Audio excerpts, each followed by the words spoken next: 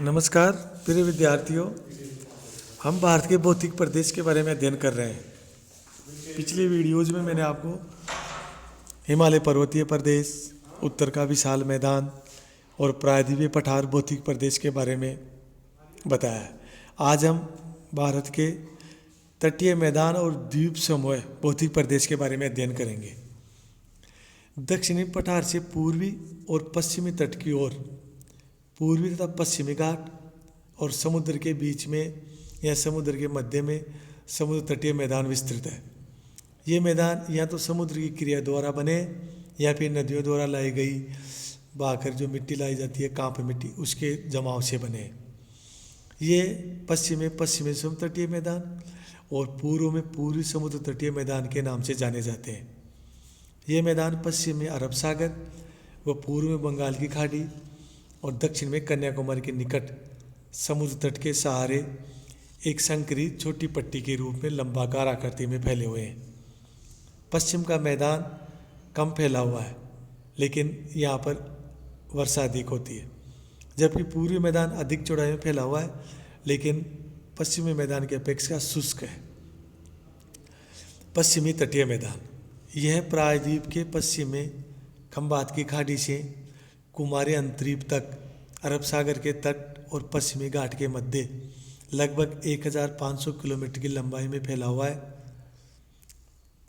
जिसकी औसत चौड़ाई लगभग 65 किलोमीटर है। इस तटीय मैदान में बहने वाली नदियां छोटी और तीव्र गति से बहने वाली है, जिसके कारण पश्चिमी घाट पर होने वाली वर्षा का जल व्यर्थ ही बहकर समुद्र में चला जाता है। तीव्रगामी होने के कारण इनके द्वारा मिट्टी का भी अधिक जमाव नहीं हुआ है। पश्चिमी तटीय मैदान की सर्वाधिक चौड़ाई गुजरात में है। नर्मदा और ताप्ती नदी के मुहाने के निकट इसकी चौड़ाई लगभग 80 किलोमीटर है। इस मैदान की नदियाँ छोटी और तीव्रगामी होने के कारण इस मैदान की विस्तार भी अधिक नहीं पाया जाता है। कन्नड़ तटीय मैदान सर्वाधिक संकरा है। मालाबार तट पर लेगून पाए जाते हैं। पश्चिमी तटीय मैदान को पुनः 4 उपभागों में बांटा गया है। गुजरात का मैदान, यह मैदान कच्छ और सौराष्ट्र प्रायद्वीप के तट एवं पश्चिमी गुजरात की तटीय पट्टी के रूप में फैला हुआ है। इसमें गुजरात का भीतरी मैदान, कच्छ व खंबात की खाड़ी का तटवर्ती क्षेत्र सम्मिलित है। इसका ढाल पश्चिम तथा दक्षिण पश्चिम की ओर है। यह समुद्र तल से अधिक ऊंचाई पर नहीं है। साबरमती के मुहाने पर तो यह केवल 12 मीटर ऊंचा है। पश्चिमी बनास, माही, साबरमती, नर्मदा और ताप्ती नदियाँ इसी मैदानी क्षेत्र में प्रवाहित होते हुए अरब सागर में गिरती है। भीतरी क्षेत्र काप मिट्टी के कारण उपजाऊ है, किंतु तटीय क्षेत्र में ज्वार का जल बढ़ते रहने से नमकीन और दलदल अधिक पाए जाते हैं। इस भाग में अनेक स्थानों पर खनिज तेल मिलने के कारण तथा साथ साथ वस्त्र उद्योग का भी अधिक विकास हुआ है। यहाँ पर अनेक व्यापारिक एवं औद्योगिक केंद्र भी विकसित हो रहे हैं। कोंकण का तटीय मैदान, यह मैदान दमन से गोवा तक 600 किलोमीटर की लंबाई में फैला हुआ है। मुंबई के निकट यह अधिक चौड़ा है। पश्चिमी घाट से निकलने वाली अनेक छोटी नदियाँ इसमें बहती है, जिसमें मुख्यतः उल्लास और वैतरणी है। यह तटीय मैदान अधिक कटापटा है, किंतु तट के समीप समुद्री लहरों द्वारा बालू का स्तूप एकत्रित कर दिए गए हैं। इस मैदान में वर्षा अधिक होती है। ये काफ़ी उपजाऊ है, जहाँ आम, नारियल, चावल अधिक पैदा होते हैं। थालघाट और बोरघाट के दर्रे क्रमशः मुंबई और गोवा के दक्षिण पूर्व में स्थित है। तीसरा है कर्नाटक का तटीय मैदान, जिसको मैसूर का तटीय मैदान भी कहते हैं। यह गोवा से मंगलोर तक लगभग 300 किलोमीटर की लंबाई में फैला हुआ है। उत्तरी भाग में यह संकरा, किंतु दक्षिण भाग में अधिक चौड़ा है। वर्षा अधिक होने तथा सामान्य तापमान अनुकूल होने से यहाँ सुपारी, गरम मसाले, केला, आम, नारियल, चावल की अधिक पैदा होती है। यहाँ के तटीय भाग के निकट बालू के टीले भी पाए जाते हैं। फिर भी तट से 8 से 10 किलोमीटर का पूर्वी भाग उपजाऊ और उन्नत कृषि का क्षेत्र है, जो समतल प्राय है। पूर्व की ओर सीढ़ीनुमा ढाल पाया जाता है। मालाबार का तटीय मैदान, यह मंगलोर से कुमारी अंतरीप तक लगभग 500 किलोमीटर की चौड़ाई में फैला हुआ है। ये काफ़ी चौड़ा है। इसमें लंबे और संकरे अनूप या कयाल पाए जाते हैं जो नदियों के मुहाने पर बालू मिट्टी के जम जाने से बने हैं। इनमें सैकड़ों किलोमीटर तक नौकागमन संभव है। कोच्चि का बंदरगाह ऐसे ही अनूप पर स्थित है। इन अनूपों में मछलियाँ भी पकड़ी जाती है। यहाँ पर तटीय मैदान 80 किलोमीटर तक चौड़े हैं। यहीं पर पूर्ववर्ती पश्चिमी घाट सबसे ऊंचे हैं।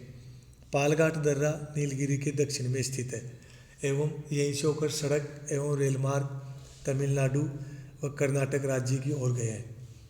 सारा तटीय मैदान उपजाऊ कांप व महीन लेटराइट मिट्टी से निर्मित है। यहाँ की जलवायु उष्ण और आर्द्र है।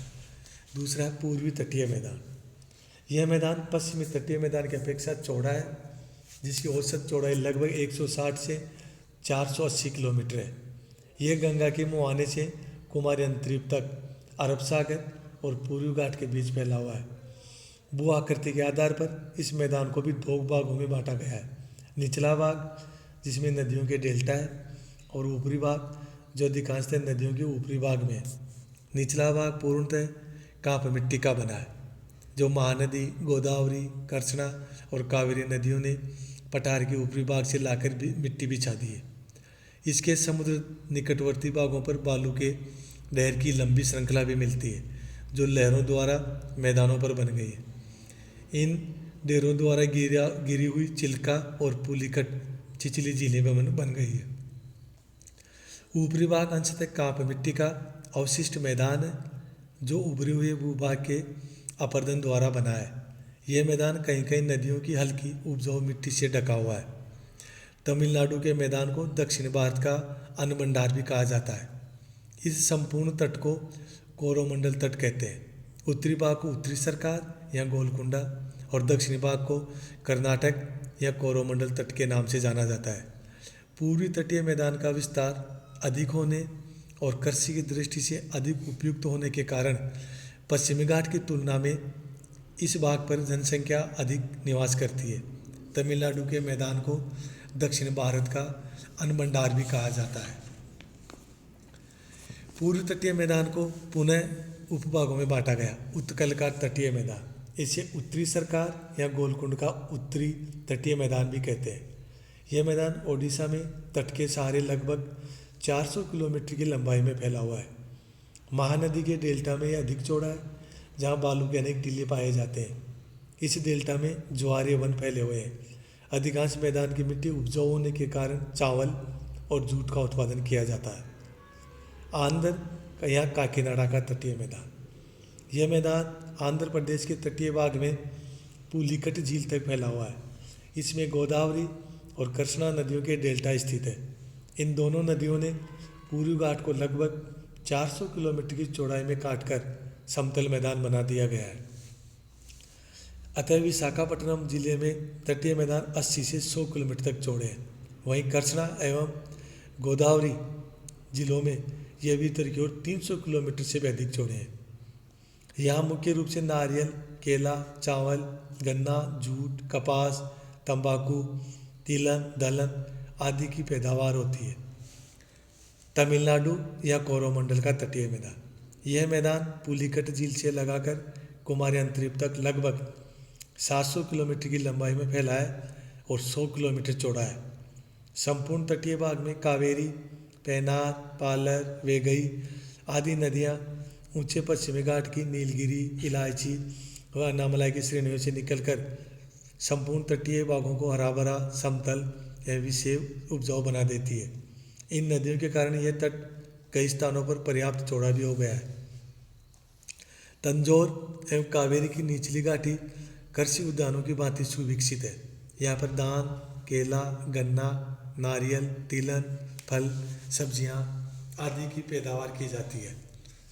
तटीय मैदान का भारत के लिए महत्व है। पूर्वी और पश्चिमी तट पर उपजाऊ व चौड़े मैदान होने के कारण चावल, गन्ना, नारियल, काजू, सुपारी, रबर, गरम मसाले, अग्नि व लेमन घास, उष्णकटिबंधीय फल तथा ताड़ के कुंज पाए जाते हैं। तट से घाट की ओर के ढाल पर कहवा, चाय व गरम मसाले के बगीचे पाए जाते हैं। मालाबार तट तथा पूर्वी नदियों के डेल्टाइक क्षेत्रों में मछलियाँ पकड़ी जाती है। इन्हीं तटों पर भारत के सभी 13 बंदरगाह स्थित है।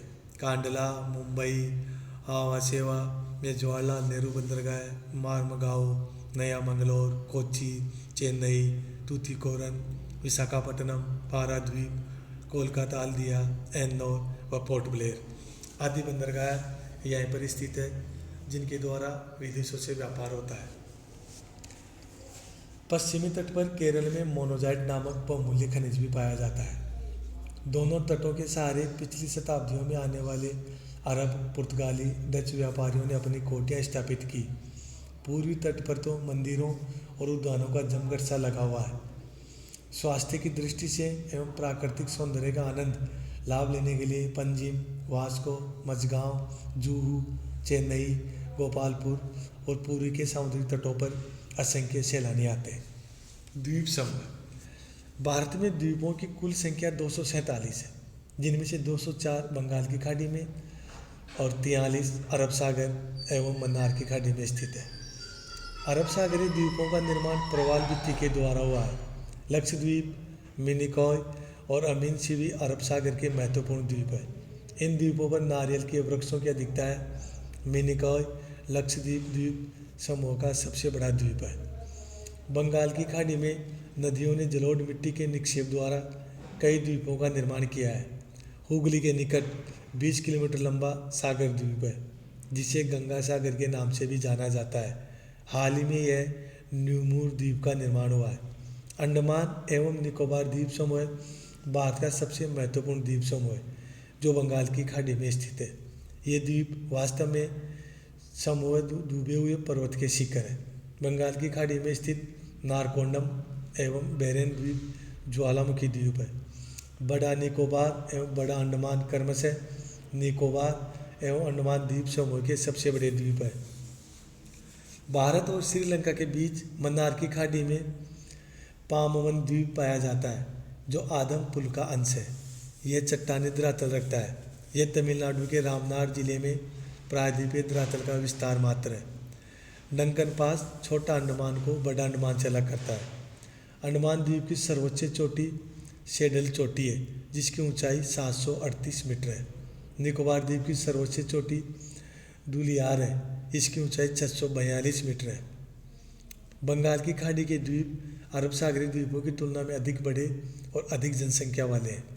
भारत का दक्षिणतम बिंदु इंदिरा पॉइंट, जो ग्रेटर निकोबार में स्थित है, जो 6 डिग्री 30 मिनट उत्तरी अक्षांश पर स्थित है। 10 डिग्री चैनल छोटा अंडमान एवं कार निकोबार के बीच स्थित है। धन्यवाद।